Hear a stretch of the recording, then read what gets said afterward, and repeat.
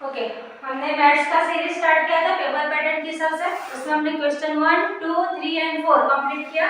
Now last question है question 5 for 20 marks के लिए। ठीक है, तो क्वेश्चन 5 का फर्स्ट सम हम लोग स्टार्ट करेंगे।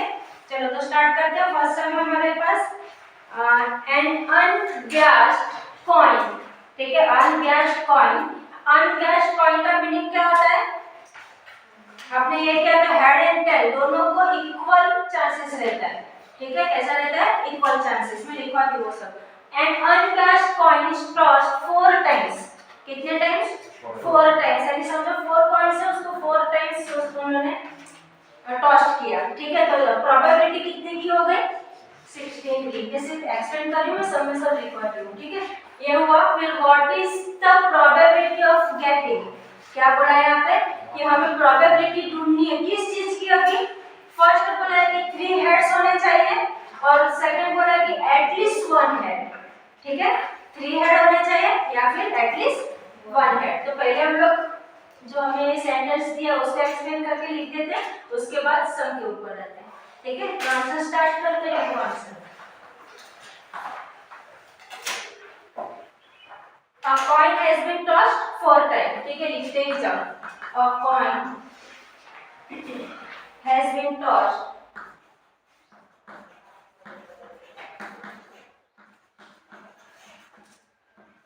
has been tossed 4 times.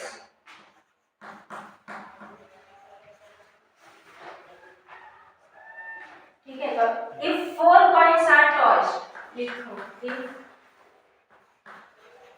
4 coins are tossed. If 4 coins are tossed, the total cases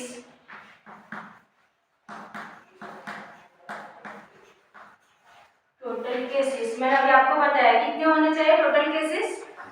16। कैसे आया वो समझ में आया? 4 टाइम्स है और 4 कॉइन्स है। ठीक है, तो 4 4 जा 16। इन अ टॉस, ये लिखने का यही कि आपको समझ में आए कि आंसर किस तरह से आ रहे हैं। ठीक है, इसके लिए लिखते हैं तो बेटर रहेगा। In a toss there are 2 possibilities.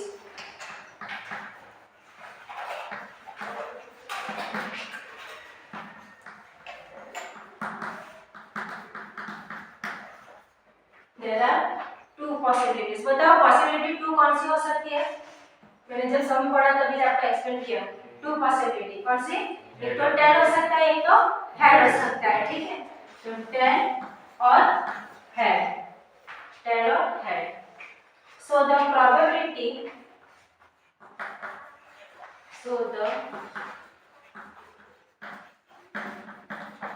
Probability of getting, सम में हमें क्या फाइंड आउट करना है?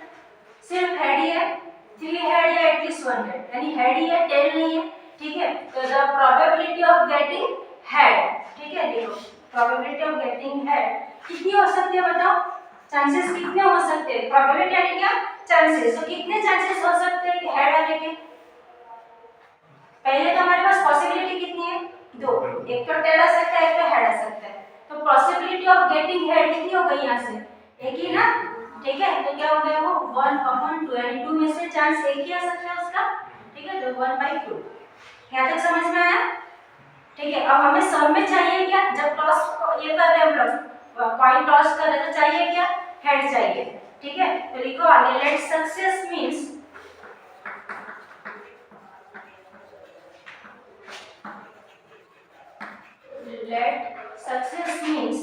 getting a head। समय हमें हेड ही चाहिए ना। ठीक है, इसके लिए सक्सेस हमारे लिए क्या?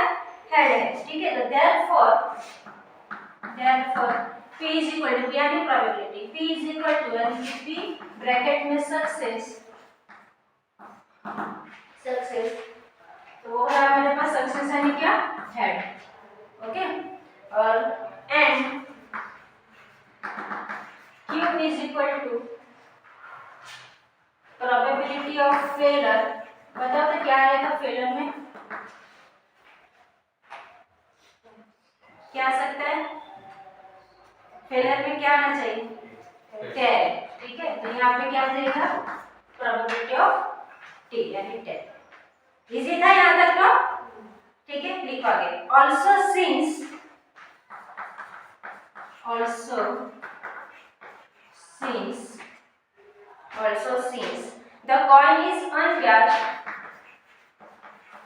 the coin is unwashed, head and tail have,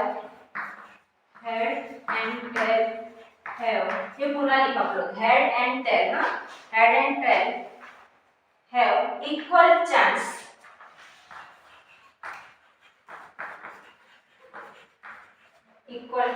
of appearance,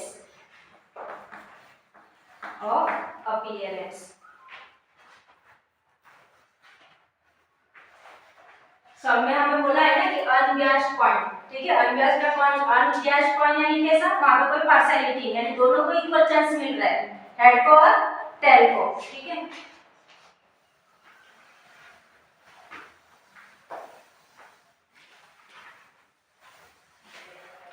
दोनों को सेम इक्वल चांस है, तो हमारे पास देयरफॉर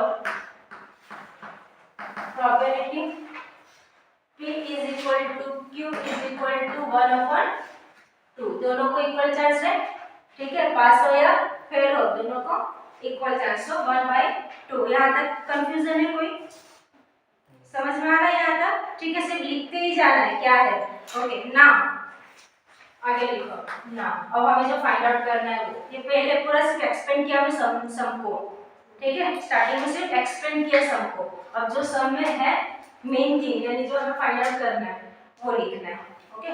तो लिखो, now the probability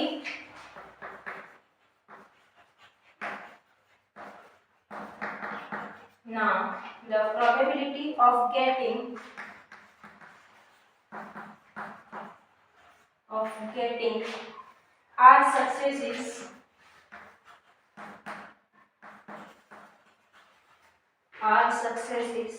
in an trial is given by एक फॉर्मूला है, फॉर्मूला अप्लाई करना है यहाँ पे आपको। PR is equal to बताती हूँ, चलिए NCR into P raised to R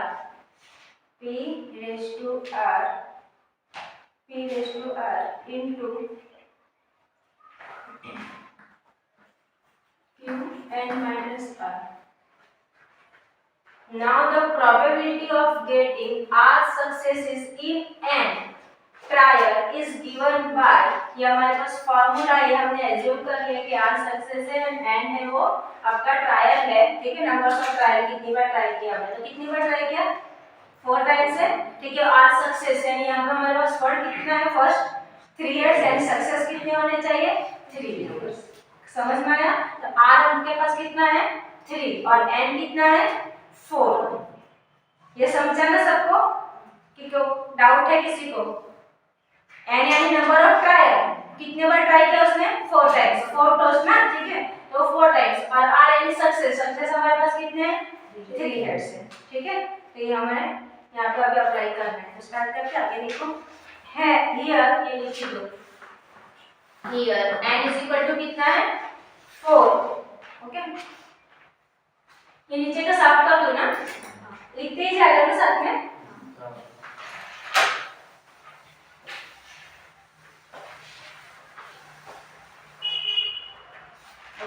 Here n is equal to 4, तो अभी हमारे पास फर्स्ट जो प्रोबेबिलिटी में बोला है, क्या बोला है कि 3 हेड्स होने चाहिए, ठीक है।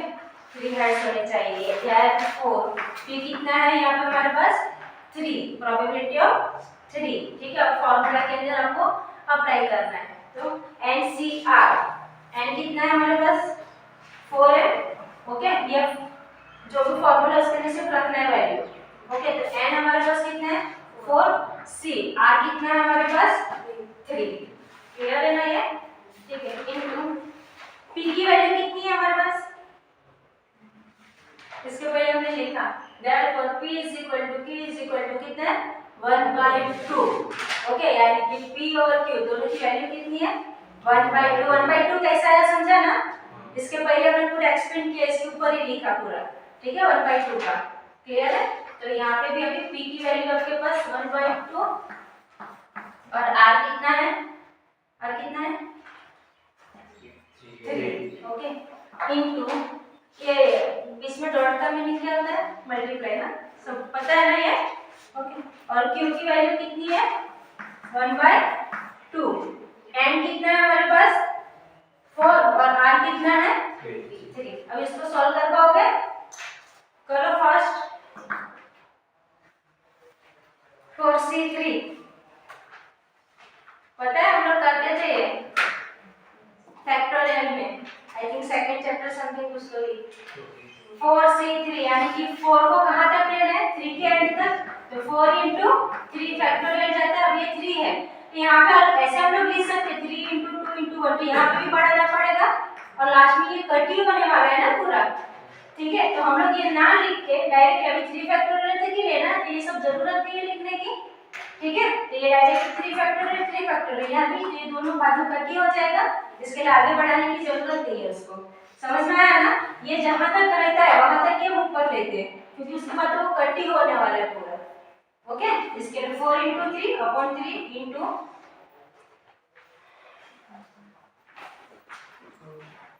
1/2 कितने टाइम्स है 3 टाइम्स, तो कितना हो गया 1 का तो 1 ही रहेगा, तो 3 टाइम्स कितना हुआ 6, हाँ 6, 3 टाइम्स 8 ना, 2 into 2 into 2, 2 into 2 into 2, 2 2 जा 4, 4 2 जा 8, 3 टाइम्स बोला है ना, सिर्फ 2 को 3 टाइम्स मल्टीप्लाई करना है, तो यहाँ पे कितना आएगा 8 यार into 1 अपन, यहाँ पे कितना है 4 minus 3 कितना हो गया 1, वो स्टेप्स डायरेक्टली ना करके हम डायरेक्टली लिख सकते हैं ना अभी यहाँ पे, क्योंकि एक ही टाइम है ना वो 4 minus 3 यानी 1, तो 1/2, 2 एक ही टाइम लेना है हमें, तो 1/2, क्लियर है ना ये स्टेप, ठीक है। अब आगे बढ़ना है, तो आगे कैसे बढ़ेंगे देखो, अब ये 3 3 कैंसिल हो जाएगा सेम है, ठीक है। तो बाकी क्या रहा 4 into, फिर उसके बाद 8 2 जा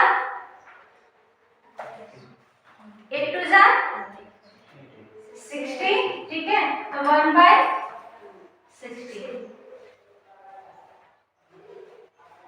ना, अभी भी कट हो सकता है ये, होएगा कि नहीं, 4 के टेबल में 16 आता है ना, 4 4 जा 60, ठीक है। तो आंसर क्या आ गया आपका 1/4, खाली 4 नहीं, खाली 4 लिखोगे तो भी आंसर रॉन्ग, क्योंकि ऊपर 1 है ना हमारे पास, तो 1/4 कितना है आंसर 1/4, इसको डिवाइड कर दो 1/4 को और करके आंसर भी लिखो, तो 1/4 जब करते हैं तो आपको मिलता है 0.25, करके देख लो एक बार 0.25, क्लियर है। तो 1/4 आंसर या फिर 0.25। अब एग्जामिनर को कौन सा आंसर चाहिए वो तो हमें नहीं पता ना, कि उसने 1/4 तक ही किया या 0.25 तक किया है, समझा ये, ठीक है। वैसे तो आपने यहाँ तक किया तो राइट ही आंसर है, लेकिन फिर भी इतने सब करने में आपको कुछ नहीं जाने वाला है, तो डिवाइड करके इतना आंसर लिख दो 1/4, तो और करके 0.25, ये समझ में आया, इजी था यहाँ तक, ठीक है। ये क्या था प्रोबेबिलिटी ऑफ 3 हेड्स, अब हमारे पास एटलीस्ट 1 हेड, ठीक है।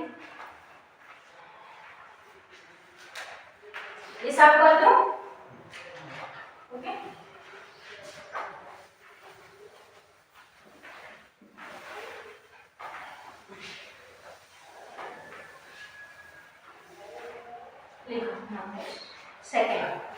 सेकंड क्या बोला है हमें at least 1 head,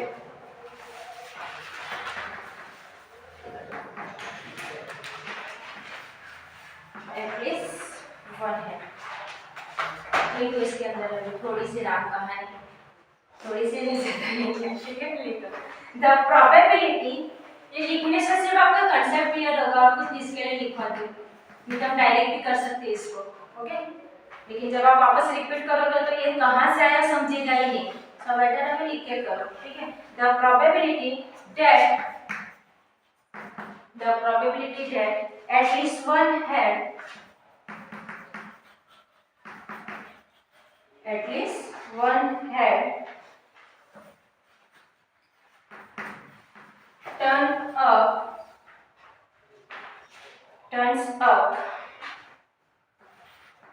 turns up is equal to, इसके लिए फॉर्मूला बनता है तो 1 minus the probability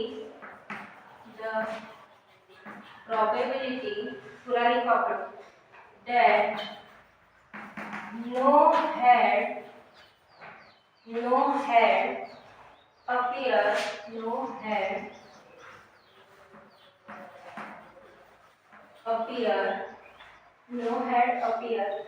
in four toss.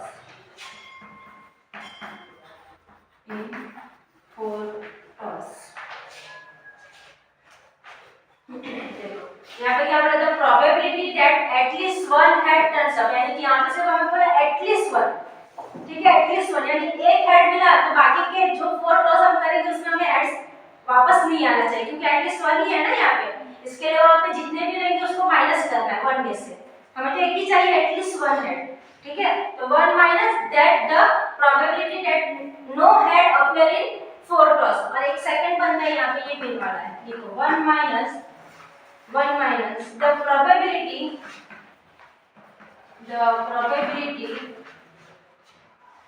of getting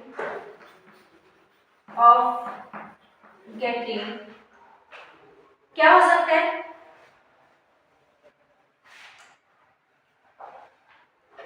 हमें तो एटलीस्ट वन ही हेड चाहिए ना, तो बाकी की प्रोबेबिलिटी क्या हो सकती है, अगर हमने टॉस किया तो हमें तो एक ही हेड चाहिए, तो बाकी सब क्या आना चाहिए, टेल आना चाहिए, ठीक है। तो प्रोबेबिलिटी ऑफ गेटिंग टेल इन 4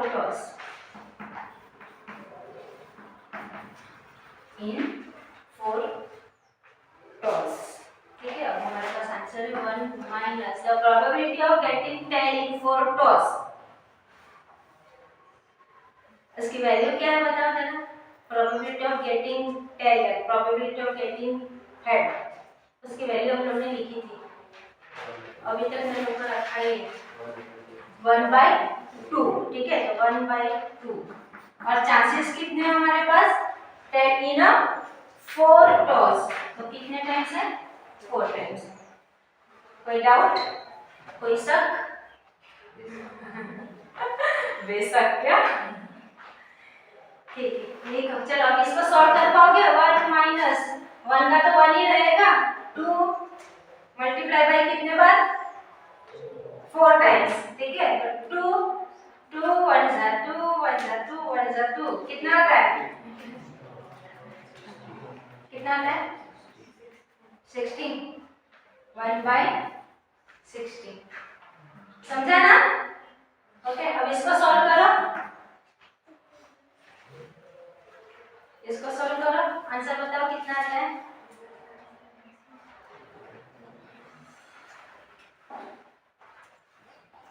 कौन बताएगा, कोई नहीं, सिर्फ अकेले में ओके चलो देखो, यहाँ पे हम लोग एलसीएम ले सकते हैं, एलसीएम यानी कि यहाँ पे भी कुछ नहीं तो 16 इस तरह से, पर सिंपल वे बता दे, देखो क्रॉस मल्टीप्लिकेशन करो, 16 1 जा, इसके नीचे तो कुछ नहीं है ना, यानी 16 ही लेना है हमें, ठीक है। तो क्या करेंगे, 16 1 जा 16, इसमें क्या है माइनस है, तो 16 1 जा 16, माइनस कितना है 1, तो कितना हो गया 15, और अपन का एलसीएम तो 16 ही है, समझ में आया।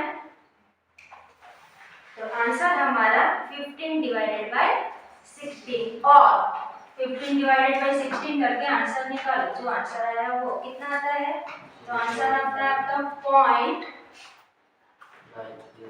यस 9375, क्लियर है, इजी था, हाँ ना,